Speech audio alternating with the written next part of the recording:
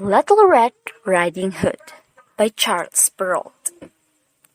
Once upon a time, there lived a little country girl, the prettiest creature was ever seen. Her mother had a little red riding hood made for her. Everybody called her Little Red Riding Hood. One day, her mother said to her, "Go, my dear, and see how your grandmother is doing, for I hear she has been very ill." Little Red Riding Hood set out immediately. As she was going through the wood, she met with a wolf. He asked her where she was going. "I'm going to see my grandmother." "Does she live far off?" said the wolf. "It is beyond that mill you see there." It was not long before the wolf arrived at the old woman's house. He knocked at the door. Tap, tap, tap. "Who's there?" "Your grandchild, Little Red Riding Hood," replied the wolf, faking her voice. The good grandmother cried out, "Pull the string, and the latch will go up."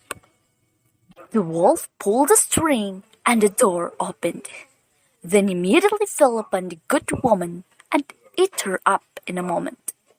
He then shut the door and got into the grandmother's bed, expecting Little Red Riding Hood, who came some time afterwards and knocked at the door. Tap, tap, tap. "Who's there?" said the wolf. "It is your grandchild, Little Red Riding Hood." The wolf cried out to her, "Pull the string, and the latch will go up." Little Red Riding Hood pulled the string, and the door opened.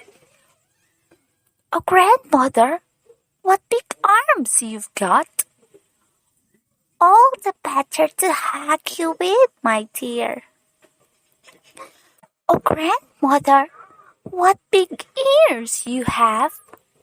"All the better to hear you with, my child." "Oh, grandmother, what big eyes you've got!" "All the better to see you with, my child." "And grandmother, what big teeth you've got!"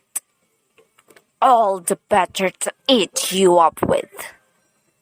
Fortunately, a hunter was passing nearby the hut. He heard the wolf and recognized him right away. He ran over to the window. He took a good aim, and that was the end of the wolf.